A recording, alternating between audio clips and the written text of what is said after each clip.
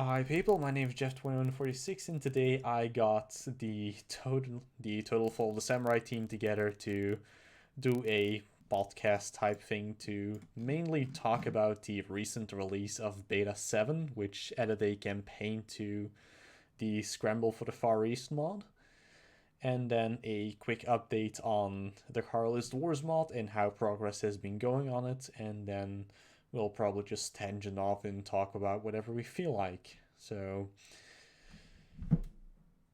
Beta 7.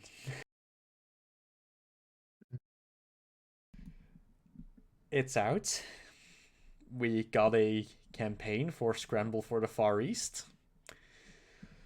Kind of screwed over my idea on making the multiplayer balance patch for Beta 6 because that one's no longer relevant. Uh, but yeah, there will be no more added multiplayer factions, at least for the moment. So in and of itself, Beta 7 or in the future maybe Beta 8 or 9 are not going to get new factions. uh, Mainly just no, because I think we already talked about it. We are going to do like an MP mode, and there will we had all the factions, different tiers. The Scramble of the Far East. If you read in the ModDB page, it says clearly it's a beta prologue, so it was never really meant to be played. Actually, it was more of a testing prologue in everything, in battles, in campaign. So yeah, I have to see still what we are going to do. I already have a lot of work to do, so going to see. especially as it ate up a good portion of the schedule for Harlest Wars. Yeah, I doubt that Carlist War will be ready end of December. I think until December now, I think I will be working on the Scramble, probably fix stuff at the Navy, and think then I go back to the Carlist Wars and maybe come back to it to fix some bugs if there are some. But yeah, that's the plan. So it's just going to be getting V2 or Scramble for the Far East into a proper playable state to get people to not be as anxious for a mod of this type as they currently are. Yeah, I know. Does Palaiologos want to say something or? Nah, it's just that like my I'm typing on something else and my space key is my push to talk button. Oh, okay. No, I mean the Scramble was never made actually to have a campaign. I just did it because a lot of people were asking for it and they were so impatient for it. So I made fast actually everything in order to have a working campaign, but it will not be the way I actually imagined it. It's more the Carlist Wars one. But it's That got imported as you already had most of the stats for that one ready. yeah. The only thing is this campaign of course gives me an idea what I can do with the Carlist Wars because people already give some feedback about some stuff. So with that, I can use it for the Carlist Wars. So that's the benefit of it to have a beta prologue, you could say. A playground to test stuff. Correct. Yeah. That's why testers are pretty important. Which is why the recent changes to the tester team were made. That we do want people that are pretty active in testing, which is why we're currently down to only 2 testers. Yeah, correct. So yeah, Which because one of them is actually here, but has been pretty quiet so far. yeah, no problem. Maybe I don't know. Yeah.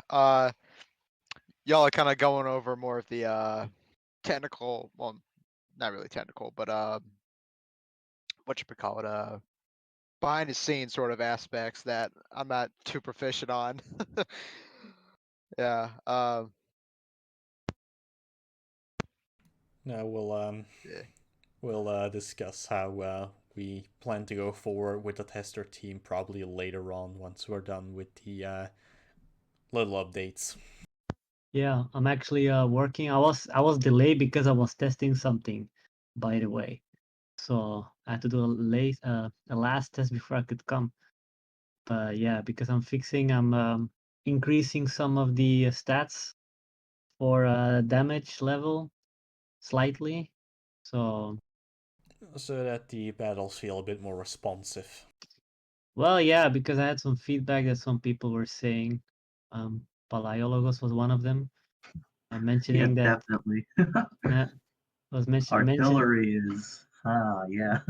Yeah, So artillery. wait, Izzy, have you ever like played the Darth mod for Empire?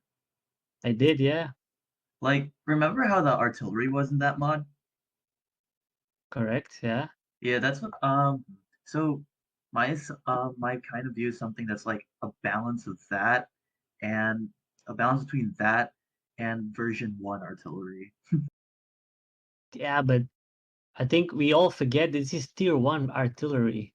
These are all smoothbore cannons. They're not rifled ones. Yeah, but Empire Total War was set before this game. That's true, yeah, that's true. But yeah, I have to find the right balance. I will see if I can maybe increase the damage level. But the problem is that I don't like to increase the damage level because the damage level is also linked towards fortifications. It means that you can then destroy with a 6-pounder an entire fortification like in seconds. I mean that doesn't make sense. It's assigned to the damage level. So what I could do is, for example, keep the damage level or the hit points, but how can I say? Lower the misfire, maybe increase the marksmanship. That's a possibility. What happens if you increase the hit points of the fort walls and stuff like that? You can't. That's the problem. Oh, that's hard coded. Oh, dang. Yeah, I mean, at least that I know. I've never modded it, but at least that I know, indeed, I have to look actually if those values even exist. I think they actually exist, but I'm not really sure. I mean, I've been modding so much stuff lately that I actually have no idea. And with how many tables there actually are to go through to find Yeah. stuff like that. Yeah, it's crazy. I really had to look a lot of stuff, but if I found it and I can increase the hit points, of course, and it's easier for me to just increase the hit points. I mean the damage level that projectile actually is doing towards fortifications. So then it's a possibility. But what I did now is I just increased the damage level of muskets. So like with 25% approximately. So So smoothbore that muskets. feels a bit closer to the actual base game. Well, the rifled muskets, yes. They have now one hit point, while the smoothbore muskets have a 0.5 hit point. So before the smoothbore muskets were 0.3 and the rifled were 0.6. So you can see the difference. I added almost like 45% for the rifled ones and around 30% increase for the smoothbore muskets. Yeah. How does that like translate to in video game terms? For example, let's say my regiment fires my regiment fires in a volley. Mhm. How many guys would die like originally, and how many guys would die now? Well, theoretically, every unit has one hit point. So if 180 men fire a shot, they normally hit one person, but it depends of many other parameters. Depends of the environment that you are. If it's snowing, so you have lower marksmanship, you have more misfire. It really depends of many parameters. But in theory, if we don't have to think about any of those parameters, then in theory, 180 people that that shoot, they will kill 180 men. Theoretically. When using the rifled muskets because they do Yeah, 1 correct. damage to the 1 hit point of the infantry. Correct, but that will never happen because it's impossible because there's so many parameters that are around in the game that it's impossible that 180 men will effectively shoot 180 men. It's impossible because you have all those parameters because you also have to And think. of course, also just already hit bodies taking up even more shots. Yeah, and you also have to think about there are some parameters. You have global parameters, and for example, when you shoot like say 100 meters in front of you, you only have a certain percentage that that bullet will arrive to 100 meters. So of course, the closer they come, then the higher the probabilities that you really hit one. If you understand all the parameters. Yeah. Is this all in the projectiles table or where is it? No, the global ones are in the rules table. That's a global one. The projectile database is the local one. It controls everything that has to do with the projectile. But then you have a local one of the units themselves. So it also has a part of it, you could say. It's pretty complicated. Just I've just seen the amount of tables there are by doing some little bit of modifications myself, and it is absolutely insane that you can remember where stuff is located. Yeah, trust me, I mean, Palaiologos knows I've been busy with stats since 2018 or something, or 19. So yeah, to find the balance that I have now, it took me, yeah, almost 2 years. So So then, moving a bit on to the Carlos Wars project, which is, of course, by the development of B2 kind of being delayed. yeah, correct. So it's at this point what what mostly you were still hoping to implement before a public release was mainly the Portuguese and Spanish infantry. Yeah. As then also maybe to copy over the placeholder transport ship for all factions. I don't think it's necessary in the Carlist Wars because they're all landmass. So It's with all landmass, but it is easier then for factions to find their trade partners. yeah, that's correct. I mean, that's a possibility that I could just add that one, no problem. So what I'm just thinking for the Scramble is if it's pretty good and the public kind of likes it, the stats, I could use it for the Carlist Wars. So that's actually the good one or the good thing to have this campaign. Yeah. So in and of itself, a lot of people are still looking at the Carlist Wars and going world map. Yeah. And looking at you, Jackie. Yeah, correct. Yeah, that's. So I just wanted to bring it up just to clarify that if a world map is eventually to happen, it is going to be 10 years in the future. Will take a long time. I mean, yeah, it takes already a long time to make the Carlist Wars. So yeah, plus And at that time, we're not even talking about unit tiers yet. Yeah, correct. So and balance between all of it. Yeah, correct. That's gonna be interesting to see, machine guns and us trying to work balance into that. Yeah, that is going to be well. I have an idea now because I use the same hit points of the rifled muskets. The only thing is I increase marksmanship, I decrease misfire. So in theory, you can play with those values without touching the hit points. Oh yeah, by the way, there's a very interesting thing that I was thinking about Gatling guns. So you know how it? Well, I mean, I never played the Great War mod, but I wonder how they. But even though Merlin's not in the chat, well, not talking to us right now, I wonder how he and the other members of the Great War mod were able to balance machine guns. And also, we could do a thing where units can go from line to skirmish. There could be a tech which basically makes it so that units can go from line formation to skirmish formation and spread out and stuff like that. Did they actually implemented that? I thought that they just changed it because the AI just couldn't handle it. The AI can't. That's so dumb. Yeah, that's why I was talking with Merlin about having an MP mode for this mod, because the stats for a single player, or just the stats I have now, are purely for single player, because with multiplayer has to be much more realism, but the AI of course can't handle realism. So that's why we're talking to make later on an MP mode with more different factions from all over the world, just for MP battles, you could say. In and of itself, a mod more balanced in both unit cost and unit effectiveness compared to each other more than compared to realism. Are you talking about single player or multiplayer? A multiplayer. Yeah, multiplayer will be more, realism, you could say.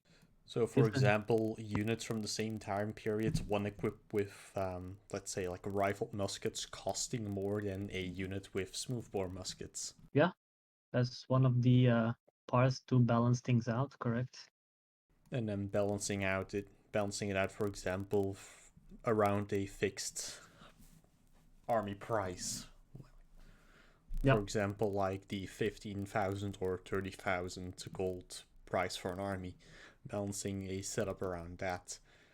To which, if you do bring an army that is technologically more advanced, you can't proportionally bring as many units as an army that is less technologically advanced. Yeah, I think it's a bit reflected in the mod. I mean, if you have played Beta 7, for example, then you will see that the Asian nations, they have more men, but they're less industrialized, of course. Well, that's also part of the replay I uploaded today, where the Chinese, their melee infantry is pretty cheap, so you're able to bring a good amount of it. But of course, it's melee infantry, so it can just be shot to pieces. But the moment you get into melee, they'll absolutely destroy your line infantry. Yeah, that is correct. Mostly. Depends which units, but mostly, because if they're levy infantry, then in theory it's kind of more equal. The green banner, no, the green standard is probably not going to be able to do a lot, but red banner infantry is Yeah. really going to shred. Yeah, because the red banner, they were more of the main forces of the Qing dynasty. The actual standing army. Yeah, it's a standing army. That's why they were called the red banner, the yellow banner.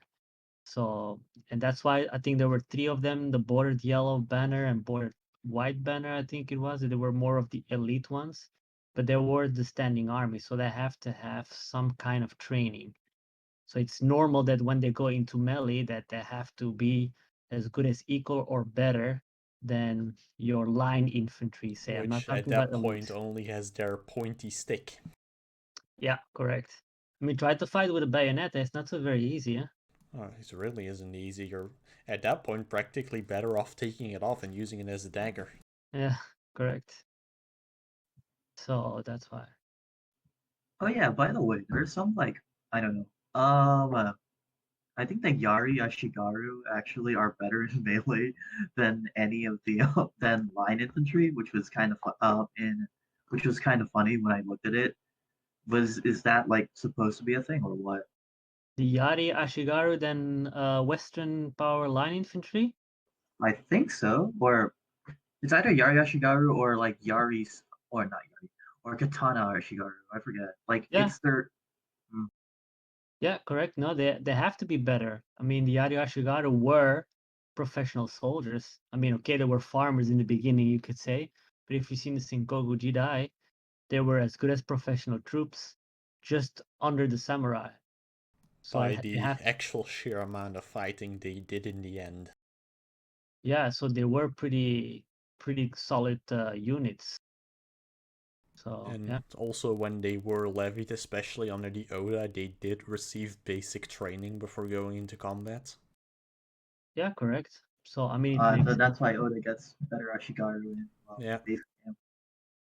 Yeah, so that makes sense that they are pretty good in melee. They're just less, of course, than the samurai, but it's normal that in melee they will destroy your line infantry.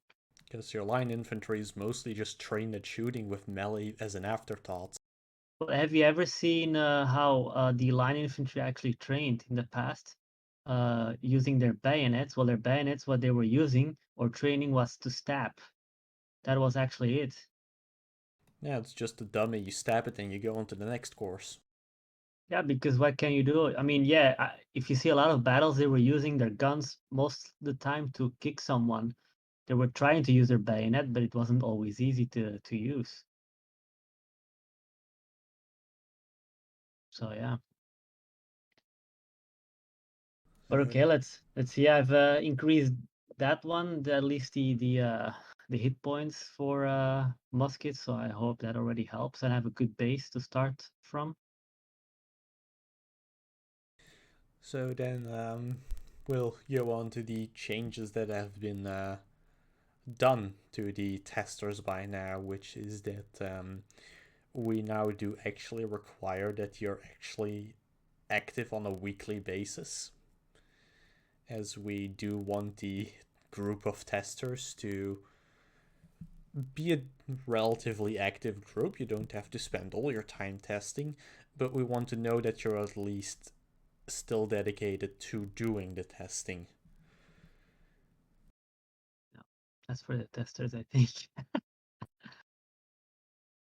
So, Lucky, your thoughts? I think that's a good idea. I mean, me personally, I'm pretty active on the mod. Um, uh, basically whenever I play PC, but Total War is basically all I play. Um, yeah, I think it's a good idea. Um, that's how we get in the feedback, because the more feedback we get, the better the mod is, the better things are with the mod. Yeah. I was playing the Carlist Wars, as you know. Oh, it's amazing. I was a little confused at first about some of the mechanics, but I eventually got the hang of it. Um, yeah, it's really good mod. It's really solid. Really only the main thing I had with it crashed a few times, but I don't. That might be down to my PC, because it's like a 2012 PC or something like that. I don't know. That might be on my end. Um, but otherwise, it's really solid, stable mod. Have you played almost? Weren't you almost finished the entire campaign? Was it? Yeah, I'm kind of slogging through Spain at the France right now. Okay, you're playing as France. Yeah. Yeah, the most. I think if you play with the British, it's a bit more difficult. Oh yeah. France is definitely the easiest start in the mod, because you at that point don't start at war with anyone. Correct. Right. Like, maybe the Carlists will declare on you, but they're about the same strength as you. If you're going to play, for example, Portugal, you're already straight in civil war. Yeah, I think the most toughest one will be Spain. Spain will definitely be the toughest Yeah. one, because you're on a very tight time schedule of both France and the UK closing in on you, as they're both going to start nibbling away at the rebel territories of yours. Well, you lose a half of your well, you lose almost all your territories in the beginning of the game. Yeah. So I'm interested to see someone actually doing it like on legendary. Ooh. Honestly, if one person can, then it's probably a legend. Probably he will cheese the crap out He of will it. cheese the fuck out of the campaign and battle AI like he always does. I mean, actually, I don't think it actually. Okay, let's see. So, I think on how you do it on legendary difficulty is you just jack up the taxes, and then you just try your best to keep it under control as long as you can, and then just use that as your army, and then you shouldn't care about honor, and you just loot all. You just go down like a looting rampage across the across the close like places. Because It in this was mod stuff is more expensive, so I can definitely see like more I can definitely see more like merit to looting in this mod rather than in other mods where it's like, well, I'm our already building, making 10k a turn. Who yeah, cares?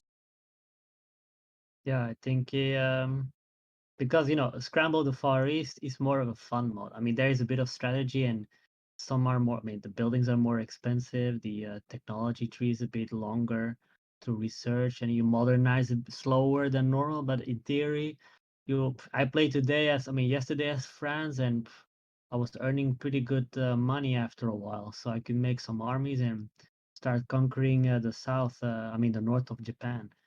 So it's a bit Like different than the Carlist Wars. it's very different from the Carlist Wars. As I'd compare Scramble for the Far East more of a not as extreme power fantasy that V1 the Unequal Treaties was. Yeah, it was. Where V1. That is the yeah, V1 is V1. almost like hilariously like it's literally just wait for colonial infantry and then just raffle stomp everyone. It's beautiful. Or the fact that conscripts actually have like what samurai class melee stats. Oh what? I never noticed that. Yeah, conscripts are actually your best melee infantry as the British. Yeah, it, it's funny. It was my first overhaul mod many years ago. It was 2016 or something like that. So Yeah. long It, way. it was never going to be perfect, but it was broken in such a way that it was hilariously fun to play. It's like how you call it. It's like the worst game, but the best experience, or something like that. It is Yeah, it yeah. is literally a power fantasy in which you just ruffle stomp over all of Japan as one of the major world powers. Yeah, I do. Actually, I already get like feedback from people that were kind of, I mean, not complaining, but they were saying, yeah, I mean, it's more of a grind V2, but I mean, yeah, V1 was fantasy. I mean, Yeah, there's a big difference. V1 was complete and pure fantasy in in a lot of places. Yeah, correct. I mean, V2 is still fantasy also because that history didn't happen, huh? But it's based It on definitely history, you didn't could say. happen, but it's already a lot more toned down and a lot more realistic in how it's actually portrayed.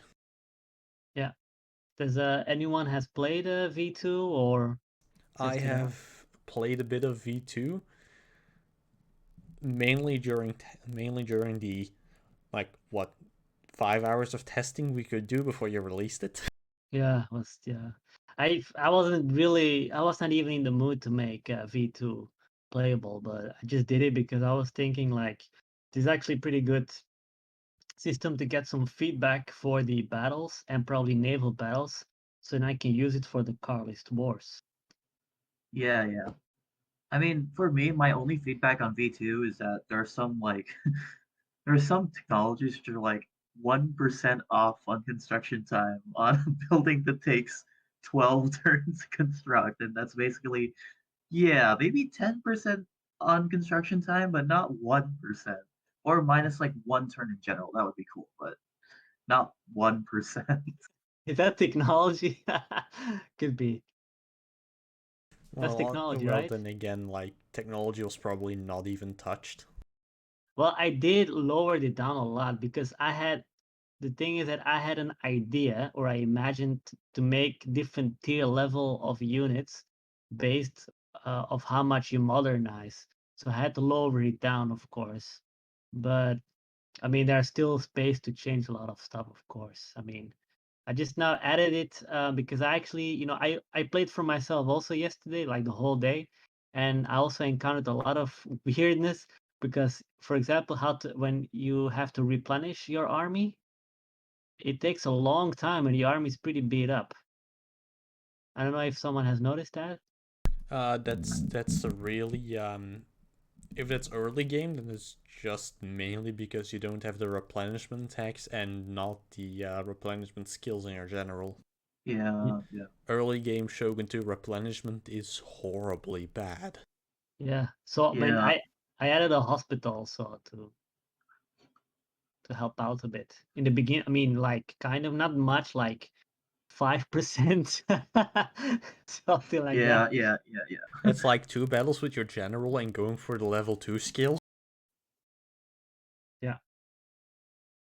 But it's So something. Yeah.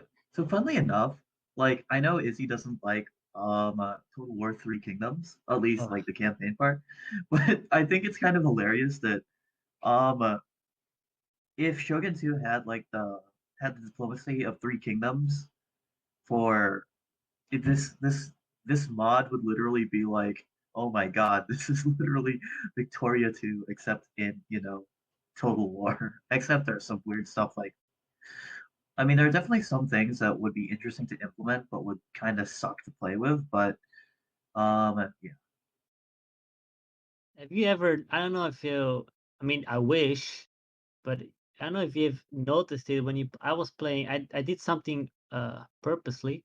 I scripted the Western powers to become really powerful. I don't know if someone has noticed that in game.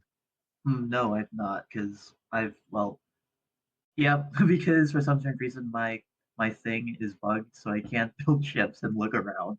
Yeah, that's strange, actually. I mean, why? I mean, I had actually Wolf send me a message, a private message, and telling me the same thing. So I told him what he had to do, what I told you, and he resetted his game, and it worked, no problem. So I Might don't be know. something to look into. Yeah, but I've noticed in my last game I did because I've Shroud off because yeah, I need to see how the AI actually works out, and I see that the Western powers are really conquering all of Japan pretty fast. So at that point, it really becomes a race against the AI to grab as much territory as possible to not get ruffle stomped. Yeah, I think the only one that really becomes pretty big also is the Sexual Alliance that I also did on purpose. I mean, I scripted them purposely and give them more of a different. You can tweak its behavior. That's pretty cool, at least with the campaign AI a bit. So that makes it pretty cool.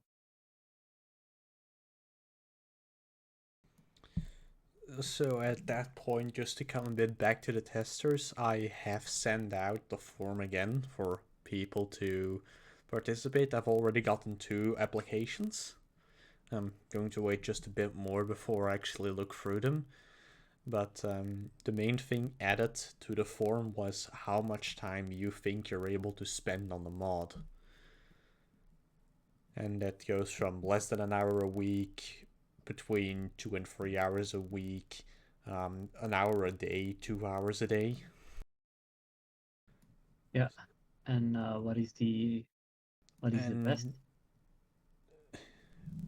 honestly, people that tell me they can spend 2 to 3 hours a day mod testing, I don't believe.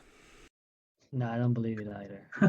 Well, I mean, I can definitely see people like doing it for a week and then For a week, yes, but I have no more. I have work next week, so I can't do it anymore. Mhm. Or they're playing another game. Can be for also. example, it's something I actually struggle with a bit in actually keeping up with testing. Mainly also because I have to actually manage a YouTube channel on the side as well. Yeah, true.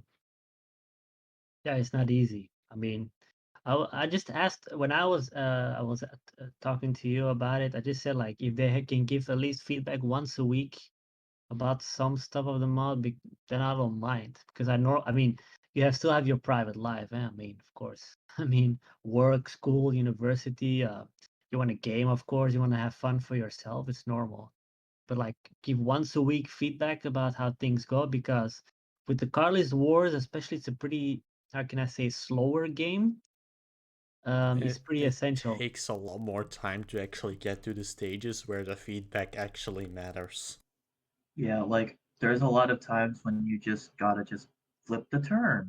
I mean, in all honesty, I like if there was if there's one thing that I wish I could do and I wish I could know, I definitely wish that you could do like some slider stuff, like like in Victoria 2, so that or have more dilemmas, because having nothing to do except wait for money and just pressing flip turn like 10 times in a row can get boring to a lot of people. So it's kind of like we need to balance that and like battles and games.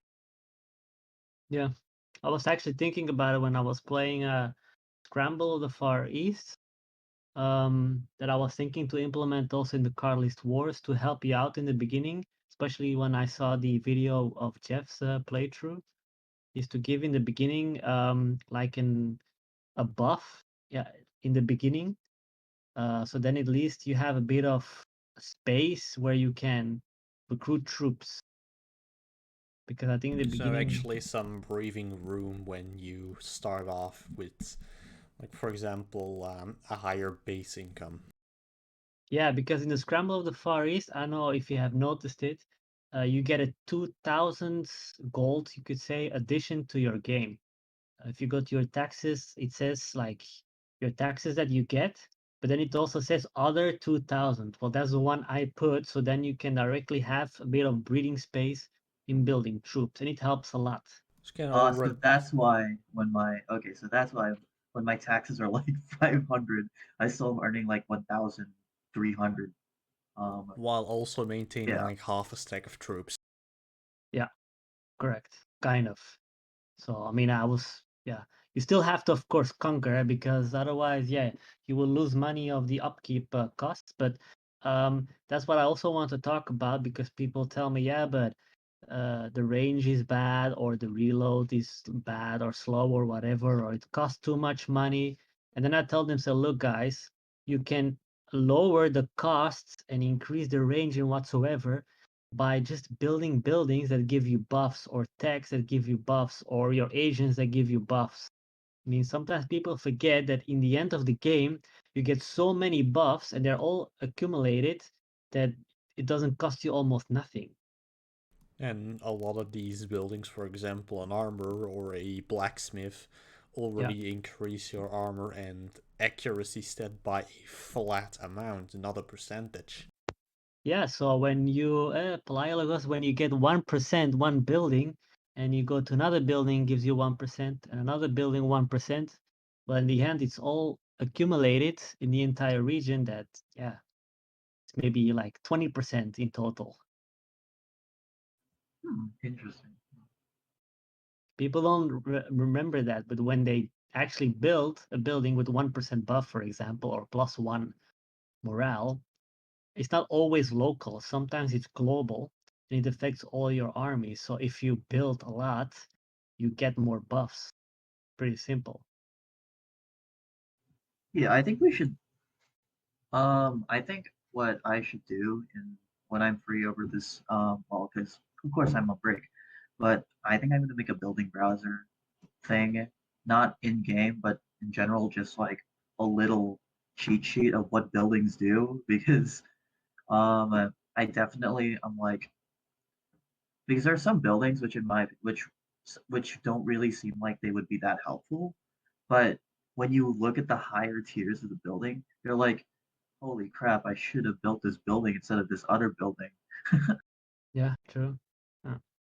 Yeah, you have to make choices. I mean, you can still destroy buildings and start from scratch, but then you have to wait again a lot of turns to build them. But In and of itself, that's honestly just a bit of a limitation on the Total War core gameplay. You will come across a time in your campaign where you just have to skip a couple of turns.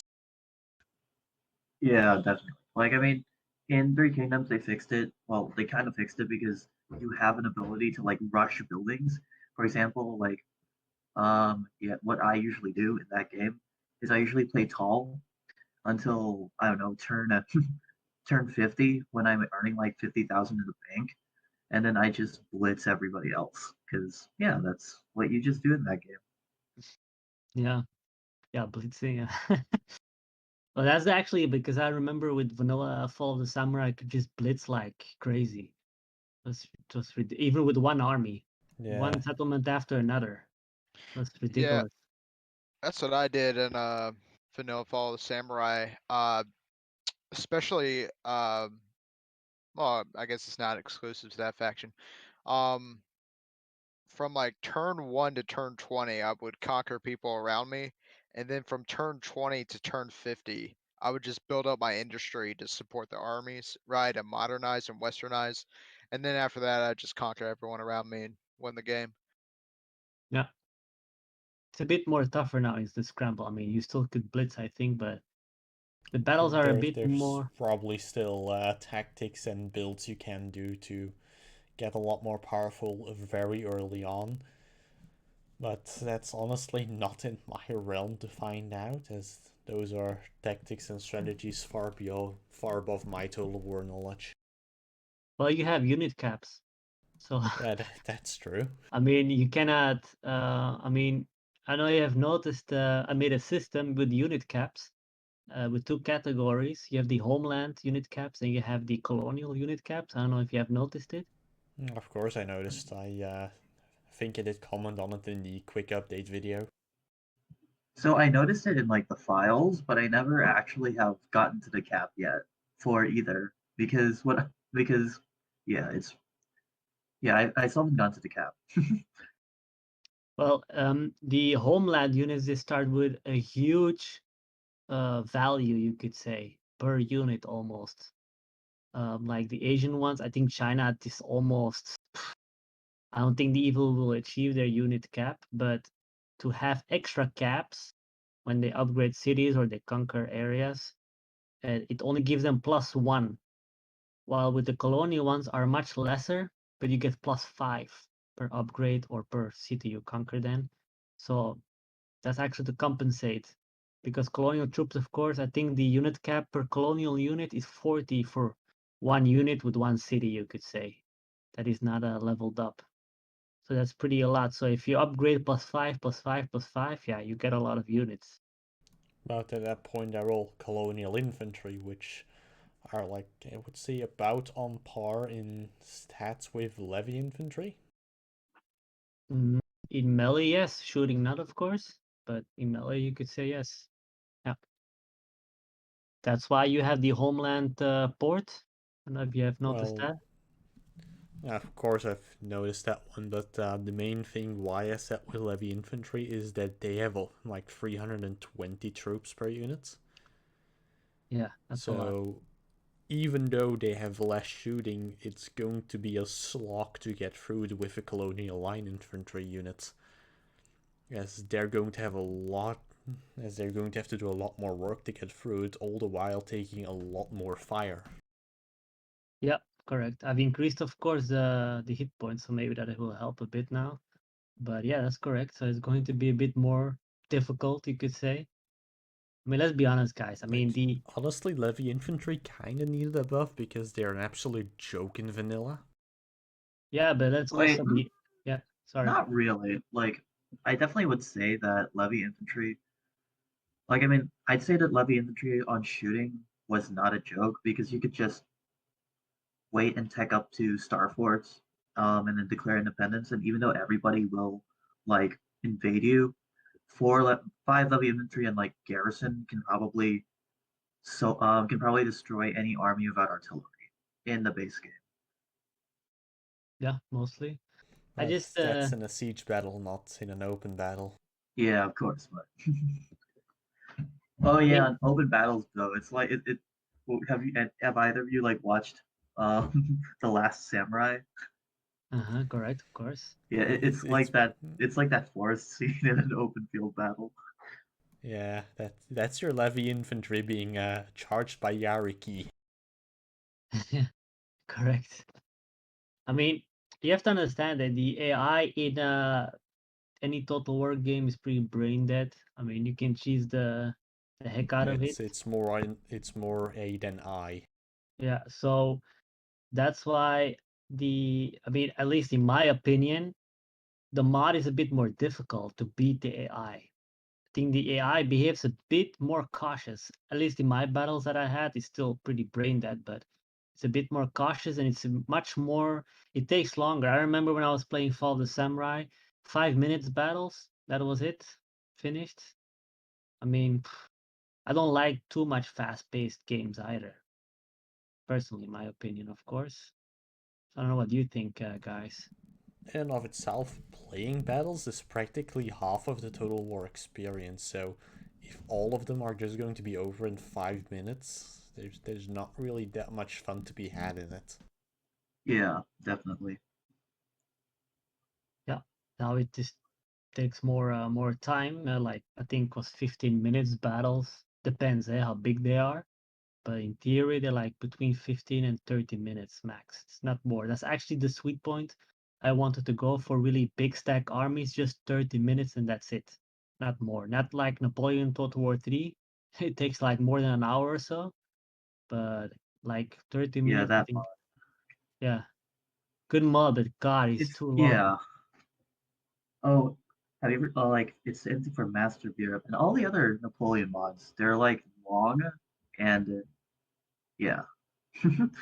Also, because of the loading times, because I don't have an SSD, it's like, hurry up. You don't have an SSD? Oh, okay. I thought you had SSD. I have one for my like boot drive, but not for like any Total War games or any games in general. Oh, okay. Yeah, I have an SSD because it makes me crazy on a mechanical drive. So for the loading, because Shogun 2 personally is already a long loading game, personally. So that's why I like more a bit faster. But yeah, I mean, I like the longer battles. Yeah, Levy infantry, they suck. I mean, that's normal. I mean, they have to suck. I mean, they are, if you can read it, they are militia, levy, and armed citizenry. I mean, they can, in my opinion, they can beat like standing armies. Yeah, they can with their amount of people they have in their regiment. Yeah, they can. You can shoot them to pieces, but that doesn't mean They're that. they're probably not going to win a one-on-one shooting match, but they're going to do considerable damage. Yeah, I mean, you have 160 what colonial units Yeah, against 320. it's 1 to 2, and Yeah, even though your colonials are better, for every one you drop of them, they're probably going to drop one of yours. yeah, in melee, yeah, almost. But even in melee, I think they're still it's lesser in melee In melee, defense. they're still lesser, but at that point, they're a bit easier to break as melee does give bigger morale shocks. Yeah, because the morale, they also have a lower morale. So, um, yeah, that also. I fought against when I was fighting with France in the north against the Matsue clan. It wasn't really easy. I was actually losing in the beginning. Then I just could break them and I won the battle. So, but I think it's fun personally, in my opinion. Not everyone will like it, but it's a It's bit. not going to be for everyone, mainly people that were real fans of V1 and the power fantasy style that mod was are probably not going to be that big of a fan of either Scramble for the Far East or the Carlist Wars. Well, yeah, that is why I also actually created the Scramble, because Scramble is more like is an expansion on V1, but of course, It is a lot more like V1, but in and of itself, it's a lot more toned down in how extreme V1 actually was. yeah, correct. And because the Carlist Wars is going to even be more strategic and tactical, so I'm not sure if everyone likes those And games. honestly, with the amount of armies at the late game of Carlist Wars that's just going to be running around, losing one or two is probably not going to matter. Yeah, so of course they will have tier level units, so if they modernize, then of course Oh, battles if will be they're your fast. top tier army, yeah, that's going to hurt. Yeah, But if they're, so for example, just a frontline garrison, then you're probably going to be fine sacrificing them just to tie up the enemy's main force. yeah, correct. I mean, what's your opinion, all of you, for the Carlist Wars? Any opinion?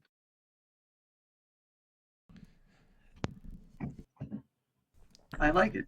I mean, it's a little bit slower than what I'm used to, but it's a very good mod in general. Yeah, I really like the mod. It's really good. Uh, it's one of the better mods I've actually played, and I played a fair fair amount of mods over Total War games. Really like it. Actually, Lucky, you know that you get like how are the unit caps? How do you see it in the Carlist Wars? Because of course they are much lesser than they are in the Scramble. I think it's I like it. Or I think it's a fair amount to cap it at. Uh, I I kind of understand the cap because you don't want the Iberian Peninsula just overflowing with armies. Um, They eventually have more recruits on the map than there actually were people on the peninsula in that day and age. yeah. Okay, no, because in the Carlist Wars, your unit cap is +1, so much lesser than you have in the Scramble. The Scramble is actually a test, as I said, to see how people are going to react on it. Because you Just can to see how they actually cope with suddenly not being able to recruit infinite units. correct. Except if you're, for example, China. I mean, China has like, Yeah, but then again, you're China. You have infinite manpower. yeah, I mean, Yeah. you have like, you begin with a unit cap of 200. Is it 200 unit? No, yeah, I think it's 200 units per unit. I think it is 200 or something like that, or even more. I don't remember. Honestly, with like 200 units of just even like militia infantry, you're probably able to curb stomp the entire map. Yeah. Yeah, Just yeah, by I sheer think it. weight of power. Yeah, I Yeah, think it's especially the auto resolve, definitely. yeah, that is true because I see that when I see Russia, they fight always against the Qing. And they have it pretty difficult. It's like because I made the Qing that they are very defensive. It means that they almost do not conquer regions.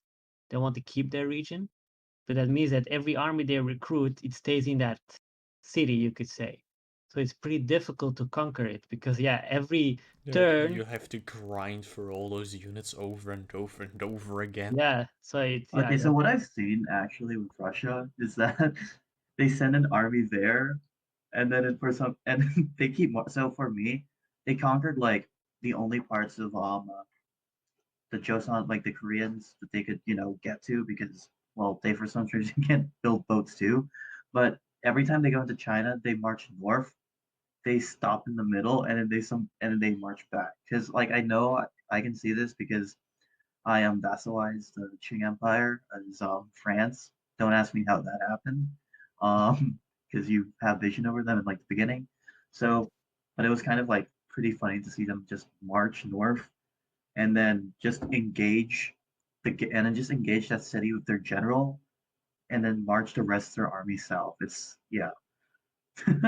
I wish you could like improve the AI in this mod. yeah, that way. I made Russia like they want to conquer. So I mean, in my games they do go with their main armies, but I'm not sure. Maybe it's in this beta that will come. They're a bit better, but I don't know. But I do see that they struggle. And actually, I just saw the files. It's 400 units per unit, 400 Okay. cap. I mean, So I can definitely understand that because it's China, but yeah, it's China and Korea and Japan. They have 400. I mean, Levy, eh? I'm not talking about Samurai and whatsoever. Samurai is a bit lesser, but for Levy and all that stuff, it's 400. So that's a lot. 400 levy infantry. Yeah, it's a lot. 400 per unit, eh? So if you have a unit Oh, of, 400 spear levy. so that's 200 units multiplied by 400, eh? So that's the amount that they can recruit from the beginning of the game. So that's a lot. Yeah, that's a lot of units. It's a lot of units. Of course, the unit cap is only +1. So, to, but yeah, it still will be tough to grind you. I mean, it's a more of a grind. Yeah, it's not always fun, maybe, but it's it's a bit realistic. China was had a big population. Even Japan had a boom population. Korea even had. So it's normal that their homeland territory is, they can recruit a lot of units. So yeah. So any feedback maybe? In and of itself, I personally just haven't had the time with some of the stuff in real life I had to deal with to actually play Beta 7 yet. Yeah, correct. I'm actually planning to do it later today. Well, next week you got Beta 8. So Yeah, but by the time I get the time to play Beta 7, Beta 8 will be out. yeah, so I'm already like updating some stuff that need to be updated. But it will, I mean, I think at least in a week. I'm not going to like the same day do some fixes because otherwise people are going crazy. Oh yeah, release a new version every day. Yeah. I'm just going to add, I think with the next beta will be added navies. So then you have normal navies, the ones that are already in game. So, yeah, I think that's it for maybe add some placeholder siege maps for the new landmass. That's also a possibility that I do. And I think that's actually it. Then for me, Scramble of the Far East will be Done. yeah, done. I know there will Yeah. not be I know there will not be more tier units, but as I said, Scramble of the Far East is a test prologue. It's not the main game I want to make. So yeah, that's what I want to do. Then I think we can close this one off with the hilarious story of the factions in multiplayer not being playable. Yeah, that was problematic. You could say that, yeah. I actually today I was trying to get, because I know there is a bug with the town, because the Western powers have a different culture, so the towns cannot be destroyed, so you can't upgrade them. I don't know why it is. I think maybe it has to do with the naming convention, because I'm able to add some new chains, and the reason why in the past I couldn't add a chain had to do with the naming conventions. So it always, when it's a Fall of the Samurai campaign, it always has to start with boss from Boshin. So yeah, that was a grind for me to do also, but that's kind of fixed. But except the town for the moment, yeah, you're stuck with that situation. Now, when we were working on Beta 6 and getting it ready for the event on the 11th, we were, what was it, like midnight testing? Correct. Yeah. And I think it was Merlin who actually figured it out. Yeah, correct. Yeah, he told me maybe you have to try to do this. Actually, I didn't know that Merlin was from the Great War mod. I Oh, didn't know. I mean, did isn't not he? know that. Was it Palaiologos that said it, or maybe I Yeah, misunderstood? I said that it was. I think he was in the Great War mod. Oh, okay. Because I know that Don Durandal was there. I don't know if he's still there or working on it, but yeah, he also gave me some advice for the French units. Remember in the past. So yeah, what are your opinions of the late or the newer games of Total War? That is actually what I wanted to hear also. What do you all think about it? Uh, I mean, the way it looks like it's certainly going away from a sort of historical perspective sort of thing, but I don't know if that's necessarily a bad thing. Uh, in fact, I think today they released a new DLC for Warhammer, which is cool. Uh, I think Troy.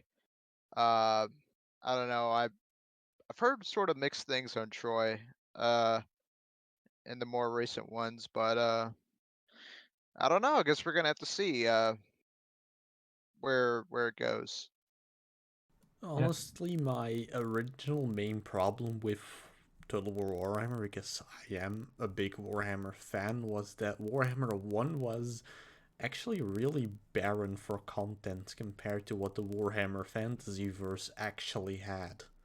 Yeah, it's like And it has pretty much taken up to like a couple of months ago for Warhammer 2 to actually have the amount of content you'd expect out of a Warhammer Fantasy grand strategy game. Yeah, what do you think, Palaiologos? I don't have Warhammer because Well, me I've neither, never. because there's like a million DLCs. In general, like I honestly find it, in my opinion, for every game after Shogun 2, I find it more fun to watch people playing it rather than playing it myself. Like it's definitely for me, it's more fun to watch serious trivia playing Three Kingdoms rather than me playing it myself, or watching Legend of Total War playing Warhammer 2 than playing it myself. I don't know why, like, but it's really fun watching them, and I'm like, yeah, I don't want to get. I got Three Kingdoms for free from like an Intel thing, and it's like it's okay. Like, it's in my top 3 or 4 Total War games, but yeah. How much is that down to the diplomacy system? It's literally all because of the diplomacy system. Like, I'm if the diplomacy system of 3K was in, let's see, if it was in Shogun 2, then Shogun 2 would be my favorite game. If it was in Empire, Empire would be, well, Empire's like my 6th favorite game. It'd probably just become my 5th, but yeah, it really depends on the game. Well, Empire had other major problems to I begin Yeah, actually, with. Looks at the actually, Ottomans. I actually love the Empire Total War.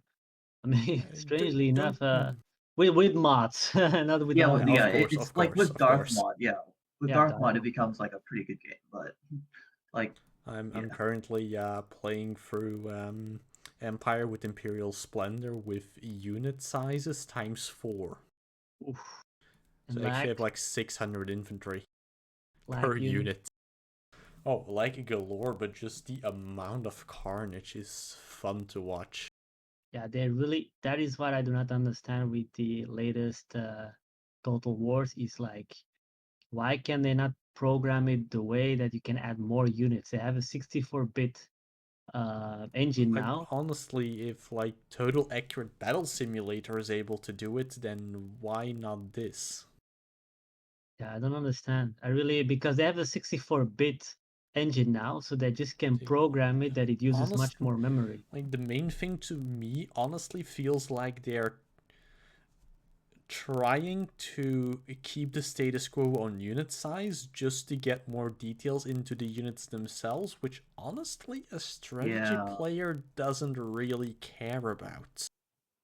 yeah. Like that's definitely a thing that I've been seeing on the forums at not forums on the Reddit and on like some like YouTube channels. They're like, we want the Total War to be larger battles, but they seem to be less. Well, It's yeah. prettier battles, but they're still the same size. I mean, you can, if you really want to, mod 60 unit armies into Total War.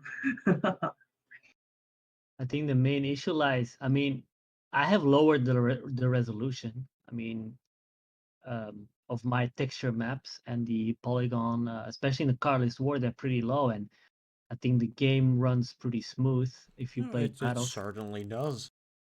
I've So honestly never really experienced an FPS drop while testing the Carlist Wars. I've experienced like some, but it's because for some strange reason my unit scale is on 1.5. So it's like, okay, why? And it always defaults to 1.5. So when I zoom in, it sometimes like drops, but besides that, it's fine. yeah, I mean, you will never get more than if I zoom in, I also get like what 30 to 40 FPS. So yeah, it, I actually don't really encounter that problem. I'm staying on pretty much stable FPS throughout, no matter how much I zoom in or zoom out. I get it like a 30, 40 to 50, and I got a GTX 1070 and enough Well, memory. I'm also using a AMD card, and Shogun 2 is, I think, also sponsored by AMD.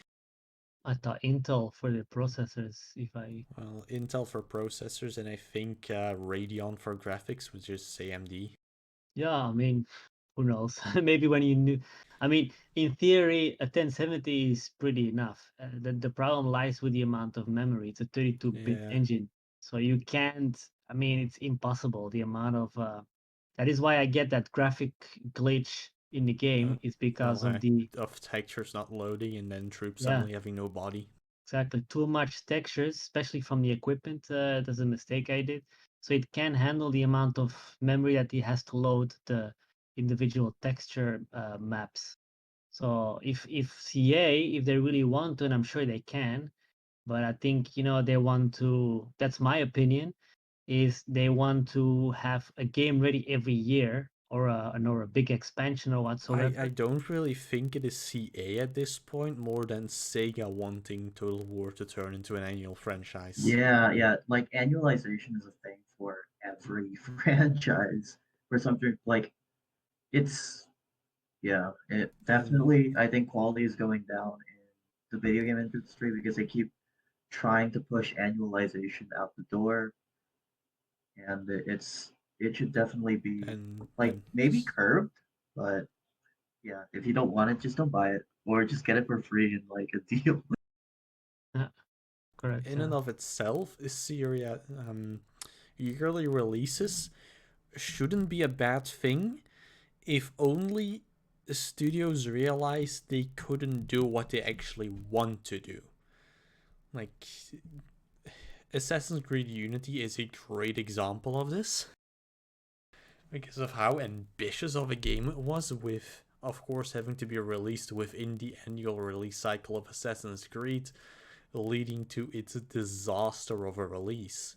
Because with the amount of work actually needed to make Paris look like it looks, testing had to be thrown out of a window. Yeah, but that's what they did with I mean, thought CS, I mean, CS Sega probably, as you say, but the same issue. I mean, Troy came out and the unit collision is still never fixed or I think never tested. Same with Rome 2, by the way. As I said, Have they already fixed the diplomacy exploit in which you can just buy the entire map? I I don't know. mean, like that was actually a thing that was in that was in Three Kingdoms, and they patched that one up. So I'm sure, but so that would be dumb if they don't patch it out for Troy in like the second patch because I was too dumb and I didn't get Like, it. honestly, that's practically the only video I watched on Troy from Legend, and that was that exploit. I actually mostly buy Total War games because then I can use their models. So really, I mean, I remember I bought 3K because I could get it for very cheap, and I was okay. It wasn't really my. I don't like really that timeline. I'm also a bit tired of melee focused creative assembly games. To be quite honest, I'm more open for a musket era game. It's been a really long time, so I was really not happy about it. But I was like, okay, I will give it a try. But I fought a battle and I just yeah, it's just I didn't like it. I don't know why. It just if I I look at if I look at Shogun 2, strangely, and I look at the environment in Shogun 2 and the way smoke works and all that stuff, it just looks so much better. It's a much older game than 3K personally. So you wanted to say something, Lucky? Uh, yeah, I mean, I agree with all y'all. I would have to say, I agree with you, Izzy, on the point that, you know, mildly burned out on creative assembly, melee focused game sort of thing. Um, yeah, and I agree with you. A musket, creative assembly game would be really good. Um, and I don't know if we'll ever get it, but a Victoria Total War would be amazing, I or got it. something like that. I sadly honestly, got it. we're already making that one. Yeah, that's why I'm really happy about this mod. Yeah, I sadly think they will never do a Victoria Total War.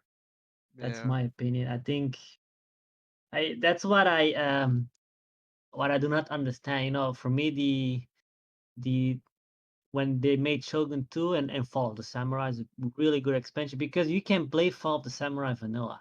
It's a really good game. Even Shogun Yeah. 2. You don't need mods to play, personally, in my Yeah. opinion. Yeah. But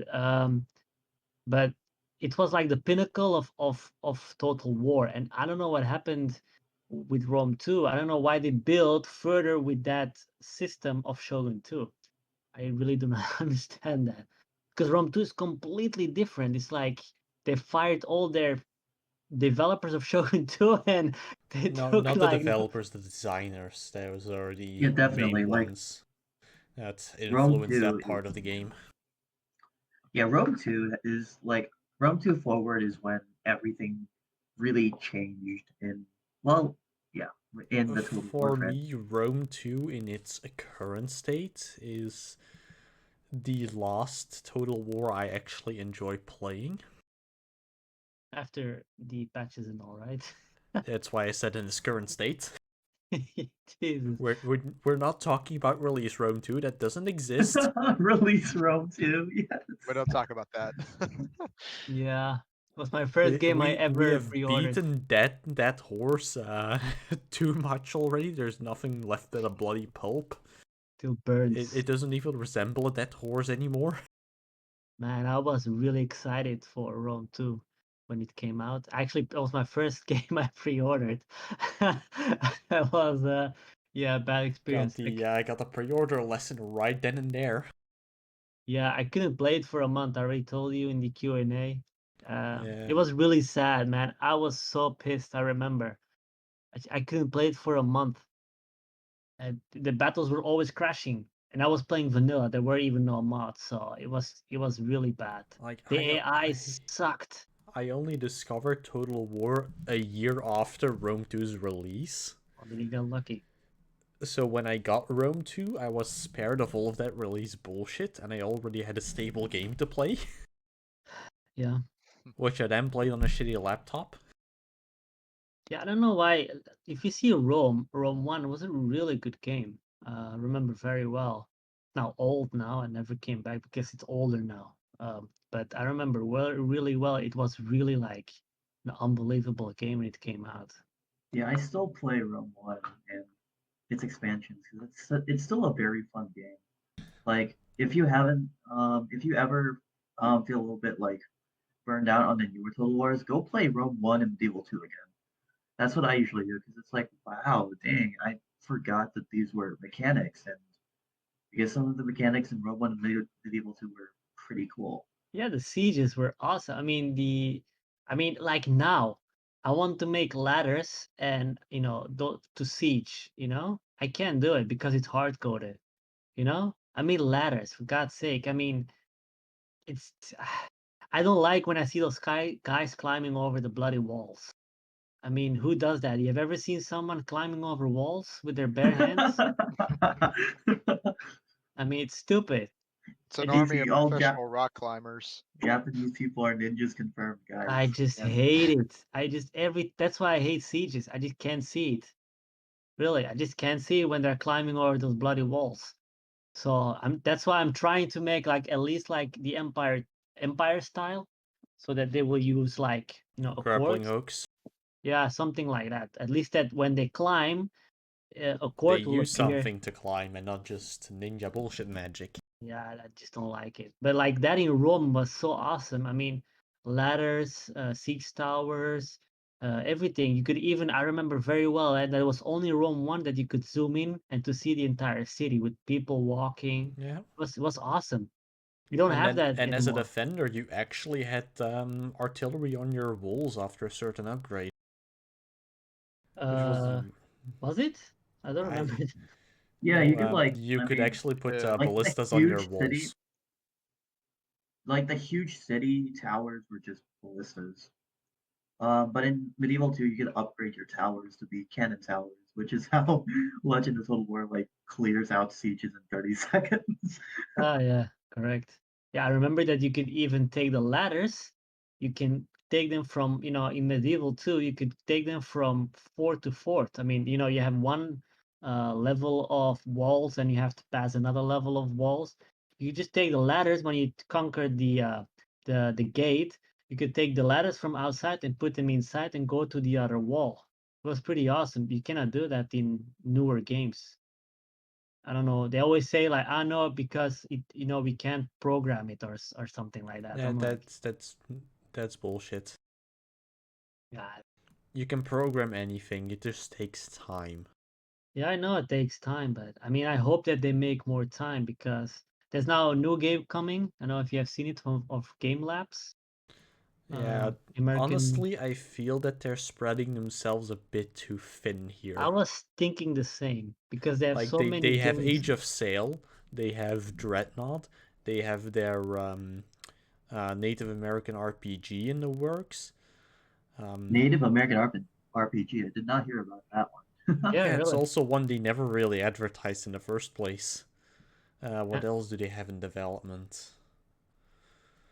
Ultimate General is it still in beta or? Um, Ultimate General Civil War is fully released. You have Ultimate Admiral. You have also. Ultimate Ultimate Admiral. Admiral has 2 games currently in the works with I thought Age of Ultimate Sail Admiral was not made by them. and Dreadnought. No, it's the same. It's Game Labs, same guys. So I think it's because Game Labs is practically just Darth.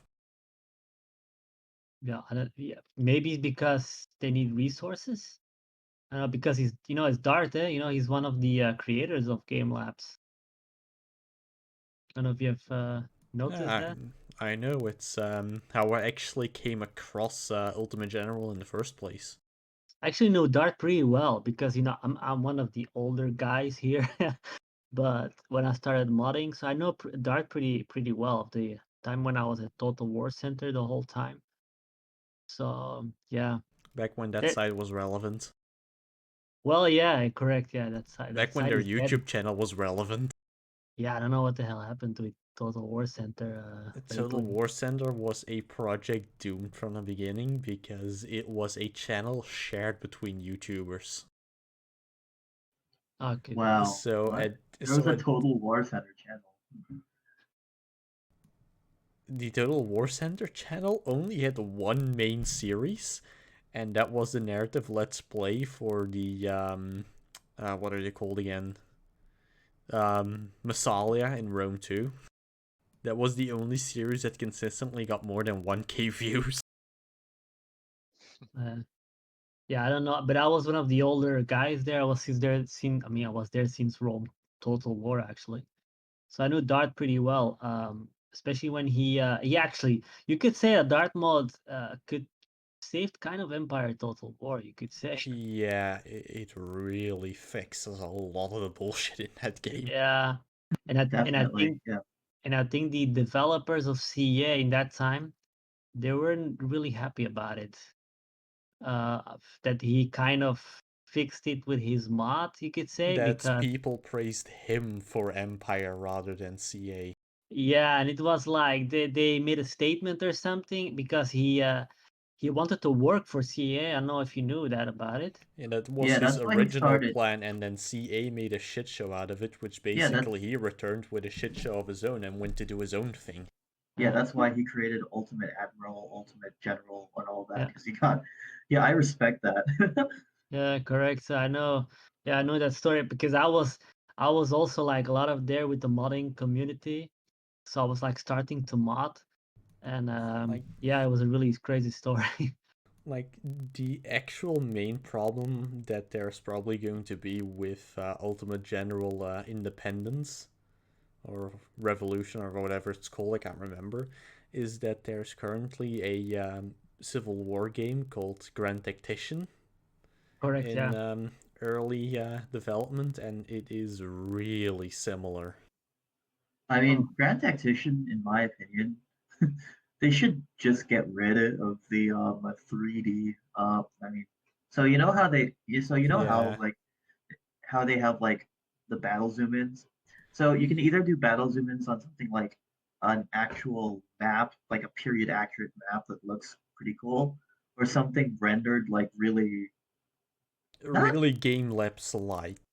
Yeah, it looks like it's right out of the 2001, and I'm like, why would you ever use that view? And the worst part about it, is the 10 FPS you get.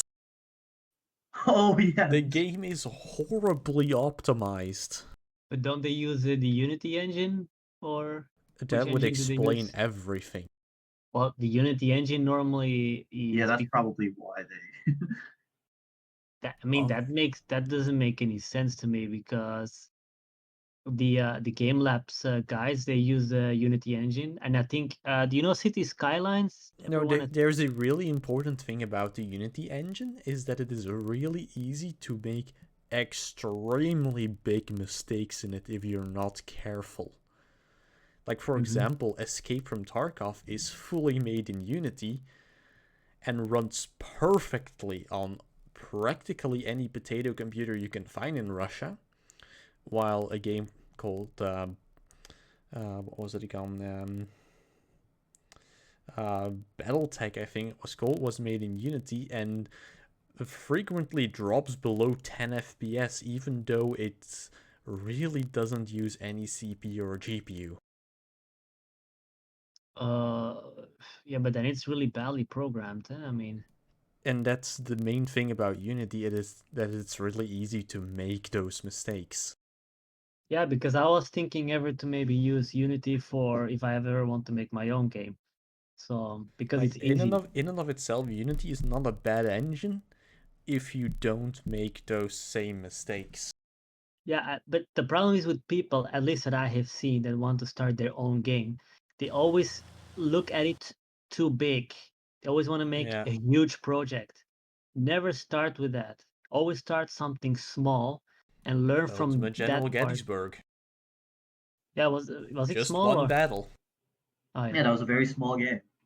Very small game, but it proved the concept work and it proved that his coding worked in Unity. Well, yeah, but I look with Total War is the same situation, and I've said it also before. They have to go away from the dynamic AI. They have to go and start with scripting the AI. It's much better because okay, it will not maybe think about the entire environment, but at least it will make like smarter decisions. Okay, you could see through it as a human being, but at least it's a bit more smarter, you could say, At if you least it will program it that way. respond more to input.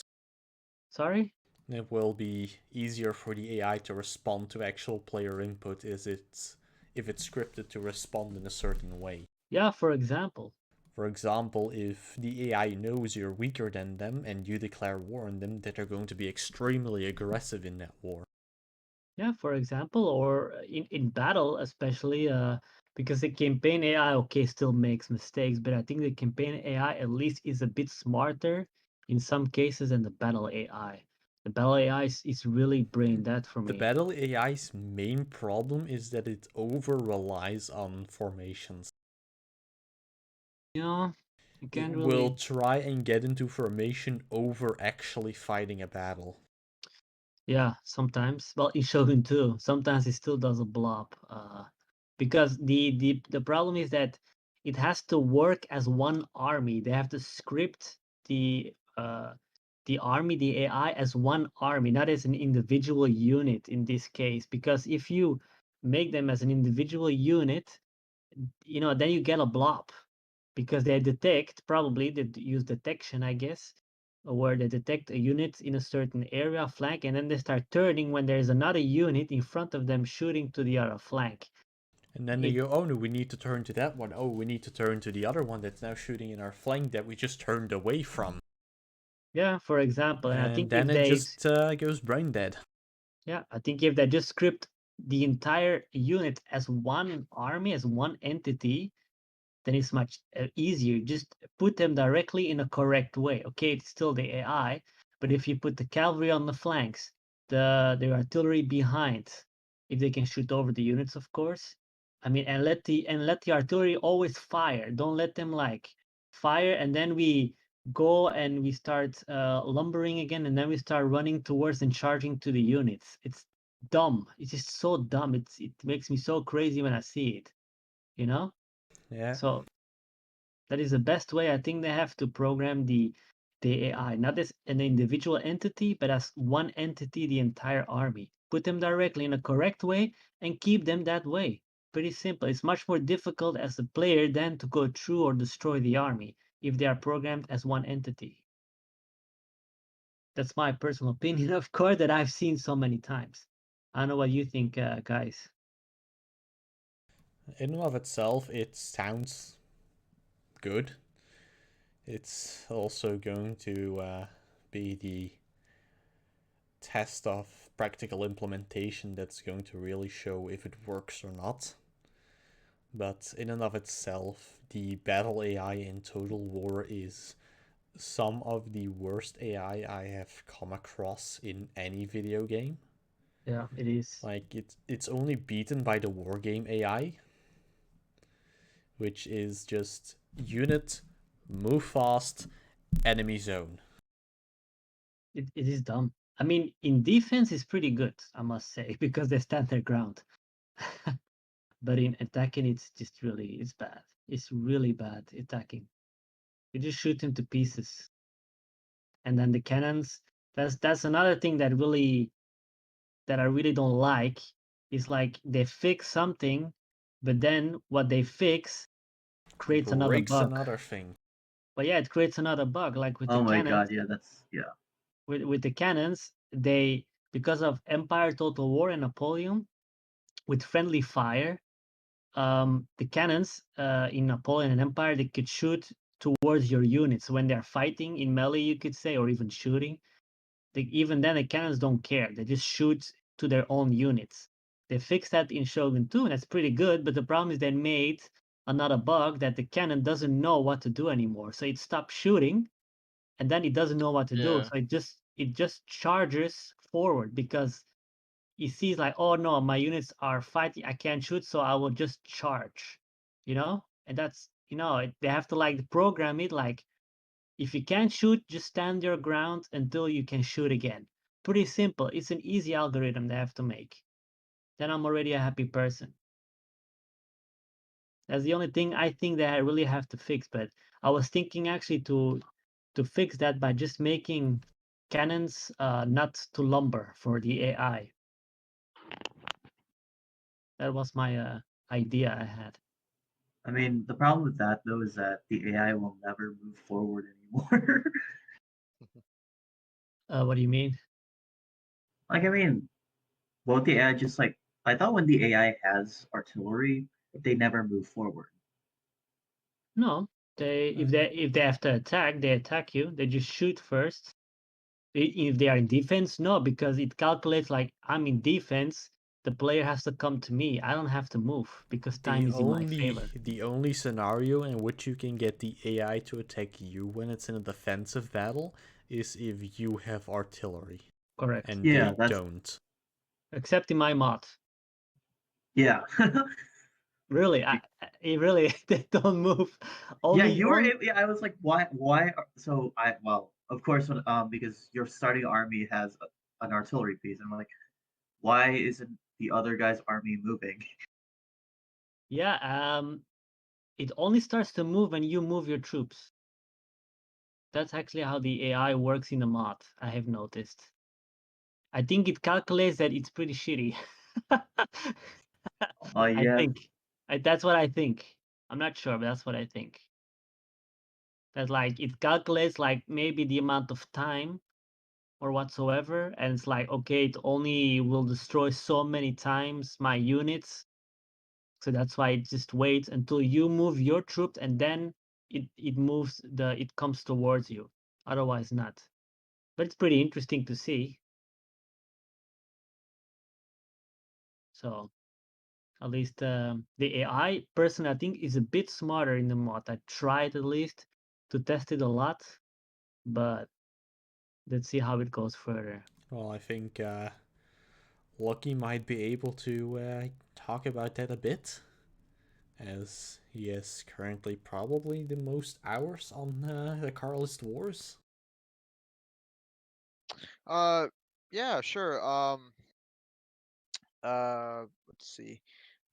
For the most part, the AI is pretty good. Uh, I I think I have noticed in a few of the non-siege battles, sort of like open battles. Um, this is mainly Shogun 2 base game sort of thing, but some of the units will just walk straight on with uh what you call it into musket fire, but that's sort of a Shogun 2 thing I've noticed. In terms of siege battles, AI is pretty good there. Um, Something else. Hmm. So when they, Y- yeah, sorry. oh no, go ahead. So when they move forward, they move. Is it possibly because you're on a hill or an elevated place? Uh, when the AI walks forward into the gunfire. Correct. Uh, the times I noticed this, I think it was on open, well, not really open ground, but sort of flatter terrain sort of thing. Uh, I don't know if that's just a me thing, but that's what I noticed. It wasn't all of the units; it was mainly just a few. Um, and I'm kind of blank on whether they were uh doing something or not. Yeah.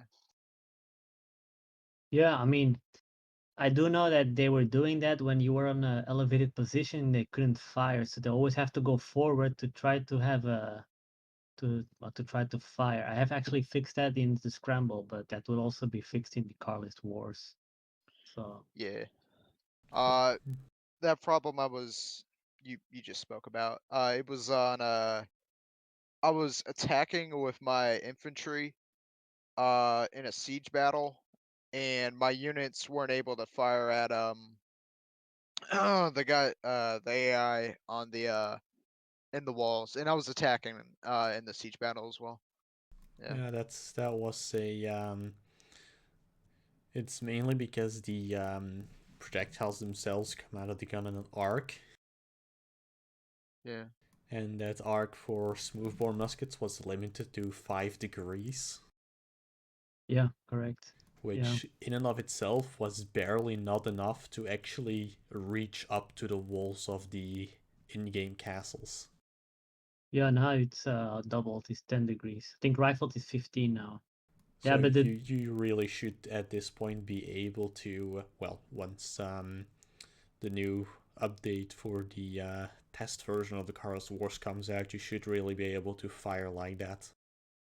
yeah, now better. I did it because the way also the how you call it, the environment works in the or gravity works in the game is pretty strange because yeah, they actually, if you really look at it, the projectiles work the same as the arrows, if you could say. They really go in a really strange arc, especially when the units are pretty close and they are on an elevated position. The bullets don't come natural out of the barrel. So that is one of. I mean, it was also realistic because smoothbore muskets only had a 5% maximum arc, but it was very unnatural in game. But okay, it's a game. What can you do, right? Hmm. And I do think that increasing it to 10 degrees is more compared to the 5 degrees it was IRL. Yeah. Now, I mean, Yeah. the rifled ones are 15% now, so it's even better for rifles. I mean, I'd honestly say that we should probably do something like 20 or 30 degrees. I mean, it's not so that they could, like, fire over mountains, but because in real life, like, there are pictures of Napoleonic troops assaulting a fort, and the people were shooting like 30 degrees in paintings and stuff like that. So maybe. Yeah, I mean, it's because they can move, eh? In a natural way, they actually move their muskets to fire 30 degrees. In game, Yeah, it is, yeah. yeah, I thought that's how. Well, oh wait, that's not how it works in the game, but No. No, for the yeah. It's actually stupid. I don't know why they actually didn't implement that. Like moving the arms towards the amount of degrees, then it will be much easier. Then you don't even need to implement the amount of degrees you fire because it's dependable of the Because the animation. guns are reskin bows. Yeah, yeah, that is actually how it is. The projectile system in Total War, even in Three Kingdoms, by the way, it's all the same. It's the same engine. So the gravity works really strange there. But yeah, you could. I think 30 degrees is just too much. I mean, the the Napoleon gun and the howitzers. I think they have like what, like uh 15 or 20 degrees. And I think that's pretty good already. They can even shoot over castles, if I'm not mistaken. So of course they have a very further arc because they can fire much further than, of course, muskets. But I think 10 and 15 degrees is enough.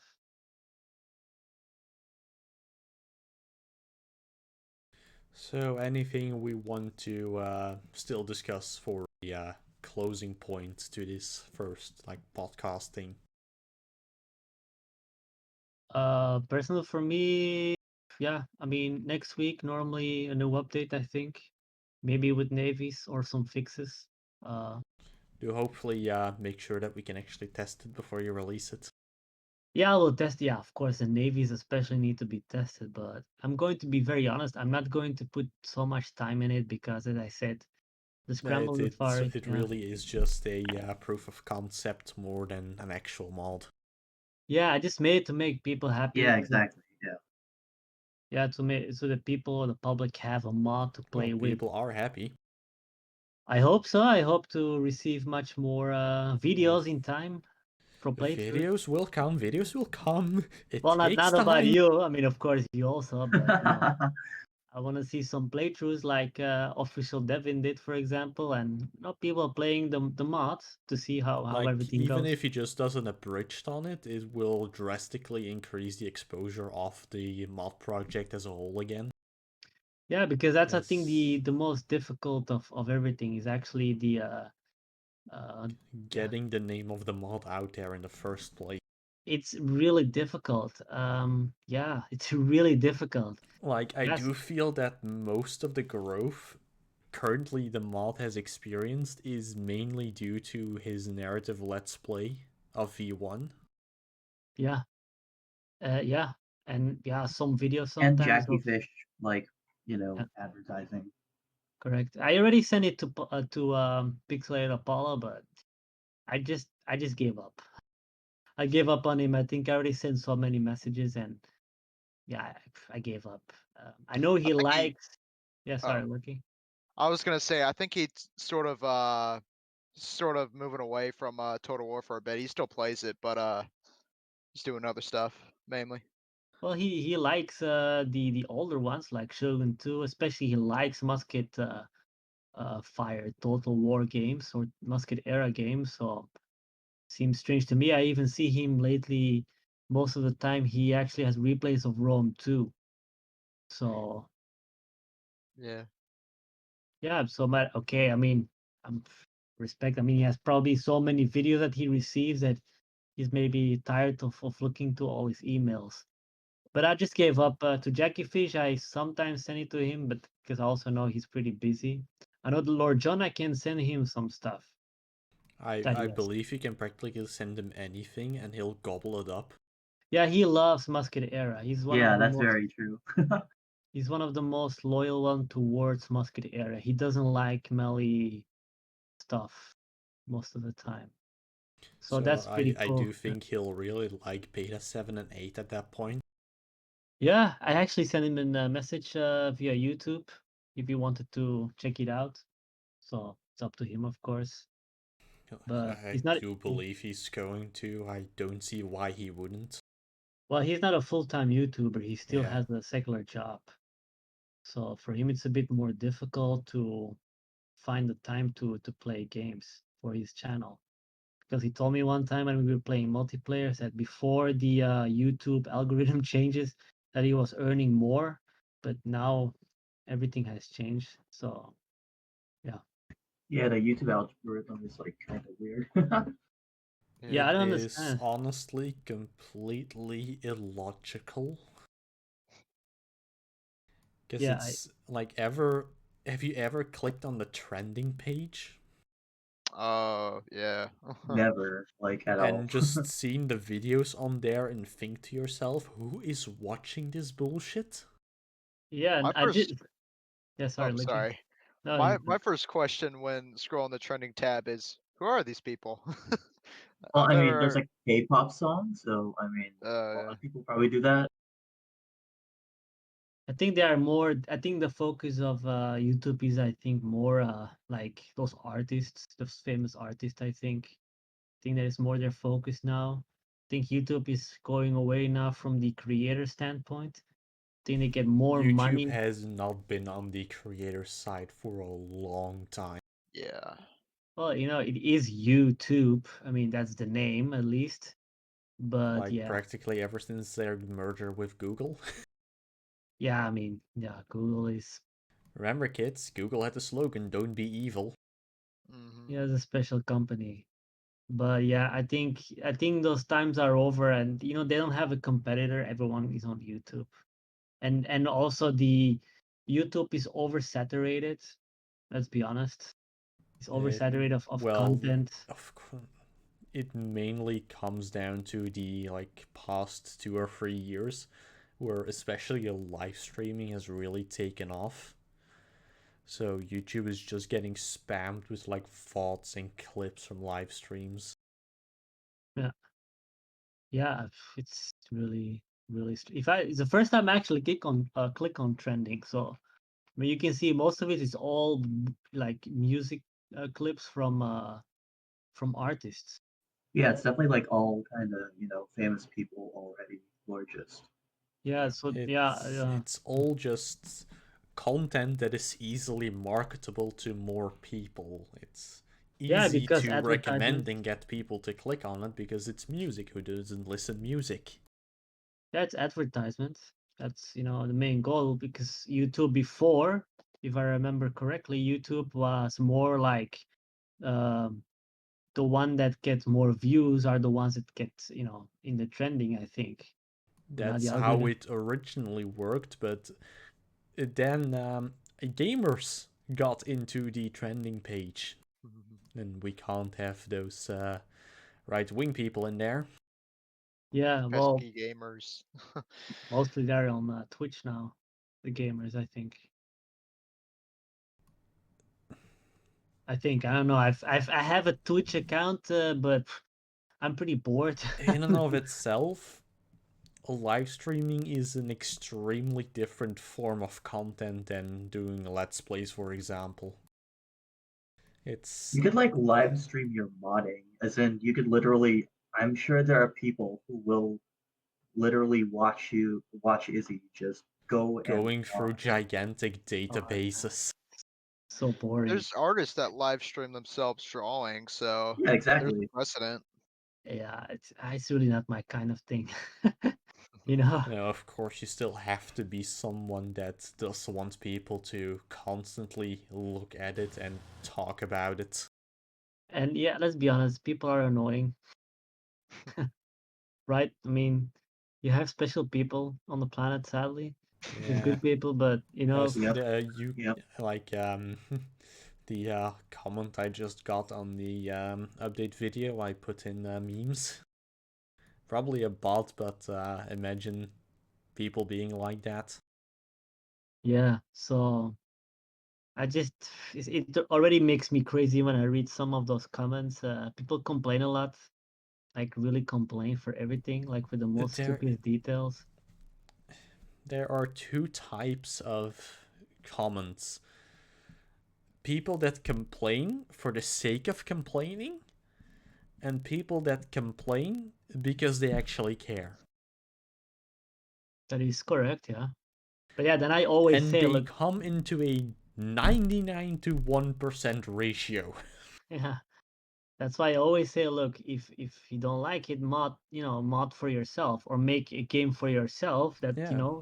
is into your favor or flavor, you could say. The To tools are there, just go into the database and start Yeah. figuring things out.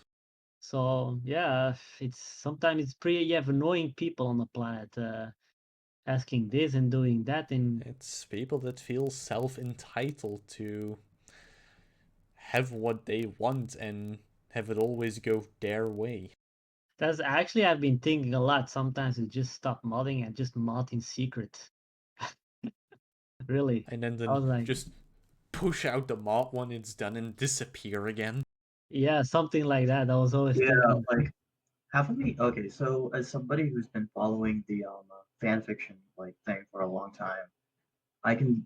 There are lots of people who do that. They're like, when is this ever gonna update? And then this guy just like finish. This guy just like publishes half of it and then publishes the next half and doesn't read any comments because he's like, author's note, I don't read comments.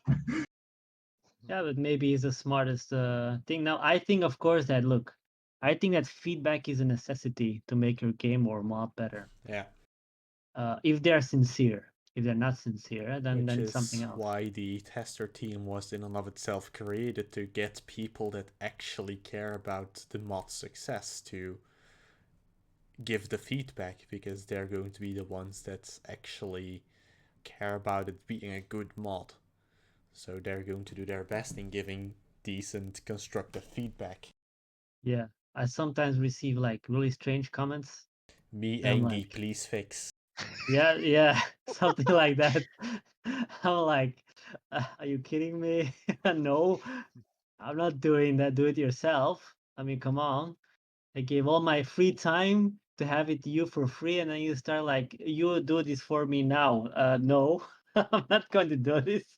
Are you crazy? It's unbelievable sometimes. Like, pay me actual programming rates for my time working on it, and I might do it. Mhm. No, I don't even tell them like, I'm a person like that. I don't tell them like, hey, give me money on Patreon and then I will do it maybe. No, that is not No, Patreon for. that's bagging. Yeah, that's my personal opinion. Patreon is there like people see it and they donate for themselves. I don't have to tell them anything. Pretty simple. That's my opinion. I think Patreon is a donation system and that's it, not more. I think as a mod developer or game developer, you have to always put a link to Patreon. I just, talk about it and that's it. Sometimes I do give, of course, like test alphas, like I give to the testers and the mod team, that I give to the patrons, of course. But I almost Because at that never point, advertise. we're already sure they're invested into the mod, because they're actually willing to pay for its development. Yeah, In kind of a roundabout way. correct. So I, I think that's a good way, but for other Well, stuff, I still do it in my free time. well, So even though they do have access to the mod, most of them wait till the finished product, and I've actually rarely ever gotten any feedback from them upon test versions, which is again why the tester team exists. yeah, correct. So yeah, that's true. Actually, I've never had any feedback from the patrons. Almost Well, never. maybe from Merlin, but he's special. Yeah, but Merlin is a mother by himself also. Yeah, So that's why he's special. correct, yeah. So yeah, that's why, mod is going forward and we all go forward with it. Yeah, and on that note, I'm going to end the recording here. Thank you to all of you for showing up. No props. Mhm. And Yes, this was pretty chill. Yeah. So yeah, I have to go too. So bye guys. yeah, See you then. yeah.